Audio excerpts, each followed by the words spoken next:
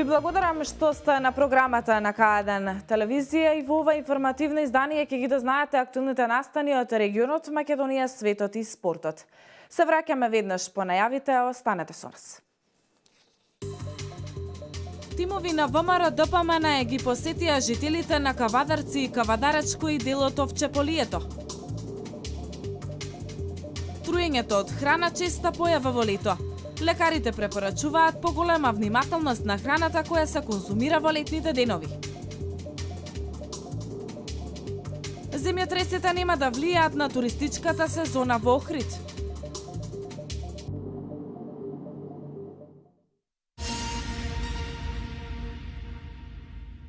Остануваме доследни на нашата работа и понатаму како опозиција. Нашите приоритети понатаму се граѓаните, нивните барања и решавање на проблемите со кои се соочуваат. Затоа и во наредниот период ќе продолжиме со посета на сите населени места и непосредни разговори со граѓаните, рече поранешниот заменик министер за образование Спиро Ристовски при вчерашната посета во Кавадарци и Кавадарачко. ВМРО ДПМН продолжува со теренските посети и непосредните средби со граѓаните. Тимот предводен од поранешниот заменик министер за образование Спиро Ристовски и пратеници од Тиквешкиот регион вчера вечер беа во посета на Кавадарци и Кавадаречко, каде разговараа со земјоделците за проблемите со кои се соочуваат, но и предлозите и потребите кои ги имаат. Со оглед на тоа дека парламентот ќе работи во летниот период, Ристовски вели дека врз основа на овие предлози ќе бидат проектирани и дел од активностите на пратениците во собранието. Она што значи непосреден контакт со граѓаните е нешто кое што за нас било главна карактеристика. Таа карактеристика ќе продолжи во следниот период. Како политичка партија ќе се обвидуваме преку нашите градоначалници, советите во општините, да ги решаваме бар оние проблеми од локален карактер каде што имаме сериозно влијание, каде што можеме да помогнеме, а истовремено да преку собранието вршиме притисок за решавање на најзначајните проблеми на граѓаните, посебно во овој крај кои што директно се поврзани пред се со земјоделието. Иако сега опозиција, ние како политички субјекти ја продолжуваме нашата работа онака како што и досега беше, а тоа е посета на сите населени места и разговор со граѓаните, потенцира Ристовски, додавајќи дека ова е единствениот начин да се слушнат барањата и потребите на граѓаните.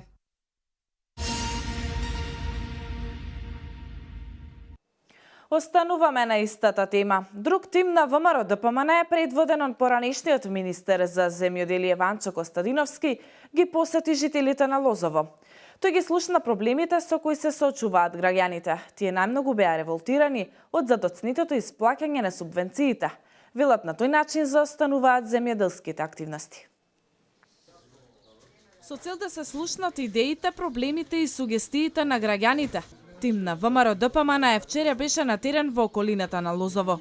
Поранешниот заменик министер за земјоделие Ванчо Костадиновски ги слушна проблемите на граѓаните кои беа присутни. Жителите најмногу револтирани од задоцнетото исплаќање на субвенциите, велат на тој начин заостануваат земјоделските активности. Костадиновски упатува апел што поскоро да се исплатат субвенциите. Упатувам апел да Министерството за земјоделство, шумарство и стопанство најде начин да ги исплати веднаш, подитно, без одлагање, тутунарите. Посебно тешка е ситуацијата и со жетвата на пченицата, со оглед на тоа што неповолните временски услови ја отежнаа работата, но и самиот принос на житните култури. Костадиновски потенцираше дека и овде треба да им се излезе во пресрет на земјоделците. Полјоделците се среќаваат со доста ниски приноси. Некои од нив не се решаваат ниту да започнат со жетва на пшеницата, бидејќи се свесни за приносот и се свесни дека во моментот најгорливиот проблем е тоа дека не може да се најде и толку мал принос некој да го откупи. Значи тоа не било случај во изминатите години, значи навистина е тешка состојбата. Костадиновски изјави дека во текот на овој месец ќе посетат повеќе општини и населени места со цел да се сретнат со граѓаните и да ги слушнат нивните идеи и размислувања за секојдневните проблеми, за да може ВМРО-ДПМНЕ како партија да им помогне во подобрување на квалитетот на животот.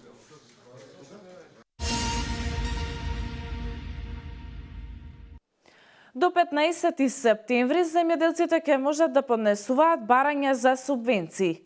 За годинава субвенциите ќе изнесуваат вкупно 160 милиони евра.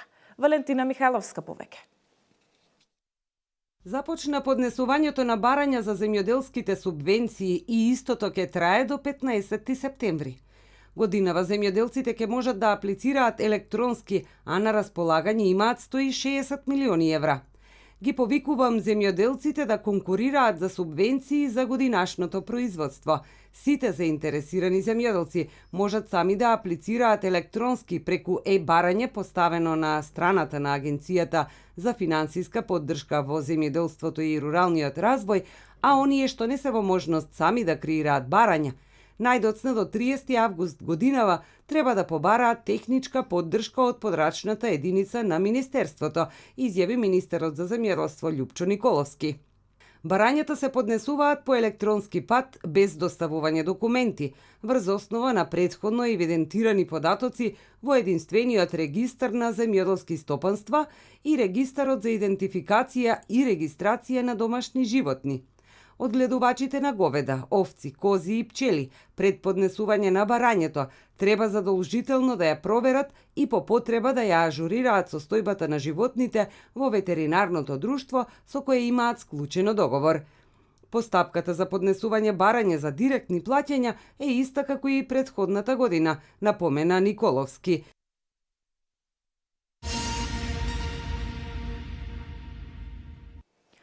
Труењето со храна е заболување кое почесто се појавува во летните гориштини, затоа што топлото време е идеално за развивањето и размножувањето на бактериите.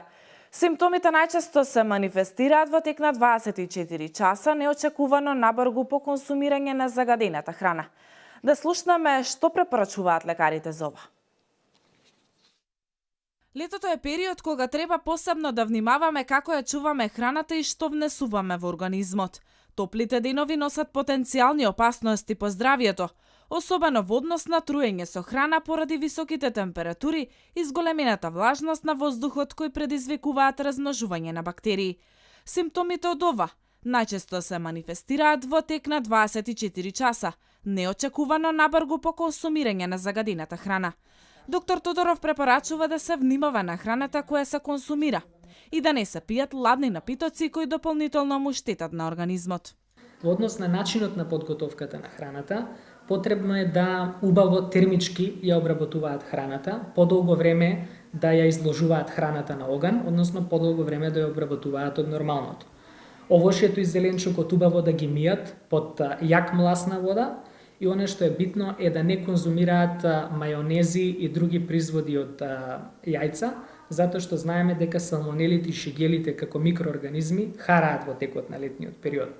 Лекарите препорачуваат доколку пациентите добијат труење од храна, односно најчесто е стафилококна инфекција, додека се на одмор доколку не можат да го спречат повраќањето и диарејата, да консултираат лекар кој ќе им препише соодветна терапија.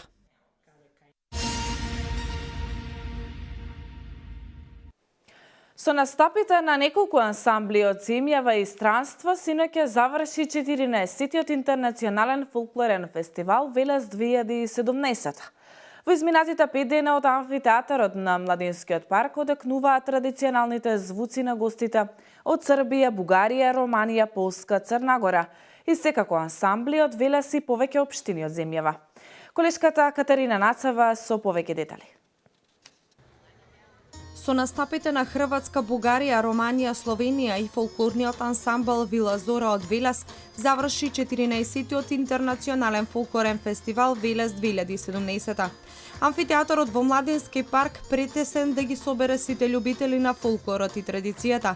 24 ансамбли од земјава и странство и оваа година потврдија дека Велес е мостот кој ги спојува сите заедно на едно место.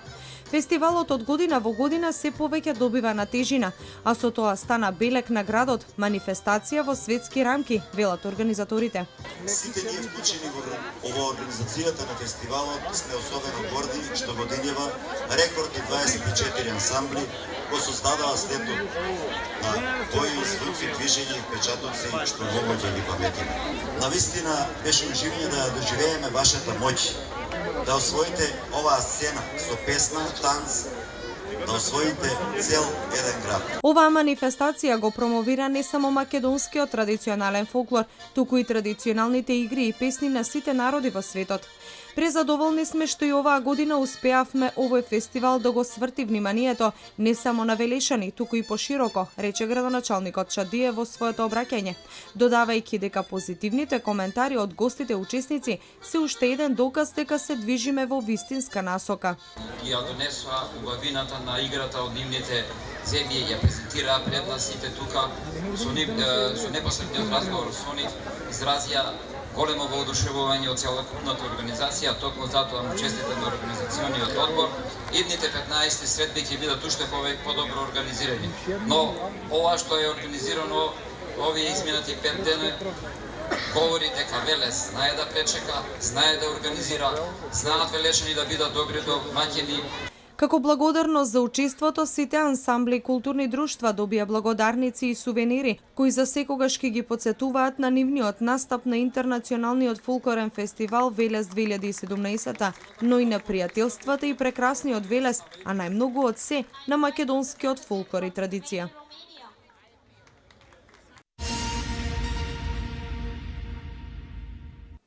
Општина Велес и оваа година организира културни настани во рамки на проектот Велешко културно лето. Конкретно овој месец, кога ќе завршат редовните културни манифестации. Следуваат и други културни настани во рамките на ова Велешко културно лето. Иако се уште нема конкурс, топол културен бран преку Министерството за култура, а не е познато и дали истото ќе го поддржи овој културен проект, Општина Велес преку програмата за култура ќе го реализира Велешко културно лето со низа манифестации на отворено. Негде кон крајот на јули, кога ќе завршат оние редовни културни манифестации на отворено, како што е, да речеме, фолклорниот фестивал кој што ќе трае во првата половина на јули месец. Кон крајот на месецот јули ние ќе направиме едни фолклорни ракувања, значи една поголема манифестација. Чадиева истакна дека во соработка со клубот на писатели ќе биде организирана поетска вечер во Младинскиот парк. Во месец август традиционално ќе се чествува Свети Пантелејмон, патронот заштитник на градот, а во втората половина на август планирано е да се одржи уште една голема културна манифестација.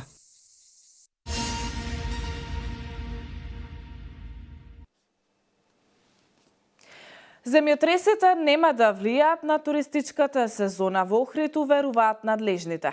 Според нив нема откажани аранжмани. Единственото откажување се забележани кај приватните станоиздавачи. Земјотресите кои го погодија Охридското подрачје предизвикаа паника и вознемиреност кај охриѓани и гостите, но сепак нема да влијаат на туристичката сезона, велат надлежните. Градоначалникот Никола Бакрачевски информира дека нема откажување на аранжманите направени од страна на странските туристи за оваа сезона. Она што можам да го заклучам дека во приватните разговори со собствениците на хотелите, со менаџерите на угостителските објекти, тие голем дел од нив кажуваат дека нема откажување на аранжмани на странски туристи кои што се веќе закажани тука во Охрид. Потврда за ова доаѓа и од хотелиерите на Охридско-Струшката ривиера. За сега нема откажувања и промени во текот на резервациите во однос на состојбата со земјотресите. Вознемиреност секако дека постои и од домашните и од странските гости, меѓутоа не е на загрижувачко ниво. Сепак тие се природни појави кои не вознемируваат и се чувствуваме помалку нелагодно во дадените моменти. Меѓутоа директно не влијае на посетеноста или на текот на резервациите кај нас. Од Асоциацијата на хотелиери на Македонија уверуваат дека и покрај актуелните случувања, туристичката сезона во Охрид ќе биде една од поуспешните.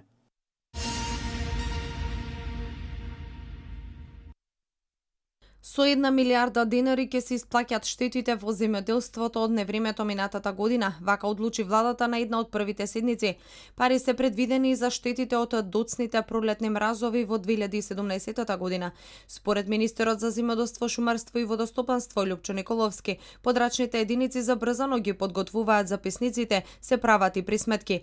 Интензивно се работи за што поскоро реализирање на средствата. Со законска измена во 2015 година е донесена уредба со која на подрачните единици им е даден рок од 360 дена наместо од 60 за да ги направат записниците.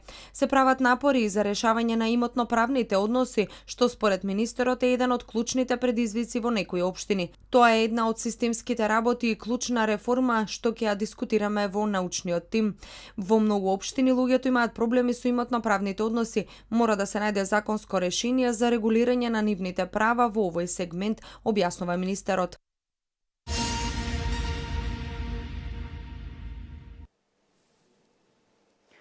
Бразилската полиција запленила 5,1 тон марихуана во државата Санта Катарина. Марихуаната била пронајдена во камион, соопшти локалните власти.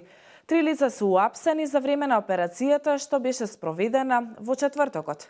Приведени се возачот на камионот и двајца негови браќа за кои има сомнение дека се сопственици на дрогата. Според првите податоци од истрагата, браќата се поврзани со уште 2 афери за канабис, 5 тони запленети во мај и 4,7 тони запленети во јуни. Да видиме што друго е во фокусот на случувањата во светот. Јапонија под вода, најмалку 18 лица загинаа, 27 се водат како исчезнати во поплавите кои го погодија јужниот дел на Јапонија. Спасувачките екипи продолжуваат да ги бараат исчезнатите лица, соопштија локалните представници. Островот Кјушу е опустошен откако реките се излија од коритата, а огромната количина вода однесе делови од патиштата. Локалната полиција наведе дека 5 лица се во критична состојба. Илјадници лица се евакуирани и сместени во привремени живеалишта, но голем број лица се уште се заробени во нивните домови. Повеќе од 500 лица се отцепени од светот, а разрушените мостови и водата ја отежнуваат работата на спасувачите.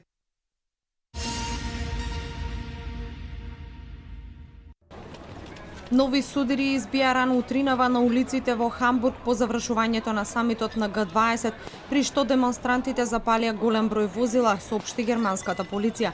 Демонстрантите се собрале синоќа по завршувањето на самитот и почнале со шишиња да фрлаат по автомобилите во градот, пошто голем број возила се запалиле, а германската полиција врзнив употребила воени топови и солзавец.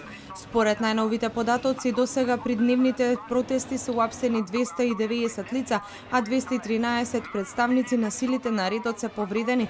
Точниот број на повредени демонстранти се уште не е соопштен.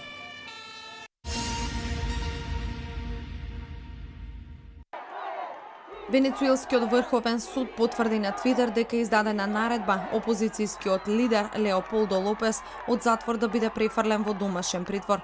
Претседателот на Венецуела Николас Мадуро изјави дека го поддржува префрлувањето на Лопес од воениот затвор каде помина 3 години во домашен притвор. Мадуро нагласи оти се надева дека оваа мерка ќе даде основа за помирување, бидејќи на земјата е потребен мир. Леополдо Лопес е во својот дом со жената и децата, изјави адвокатот на венецуелскиот опозицијски лидер.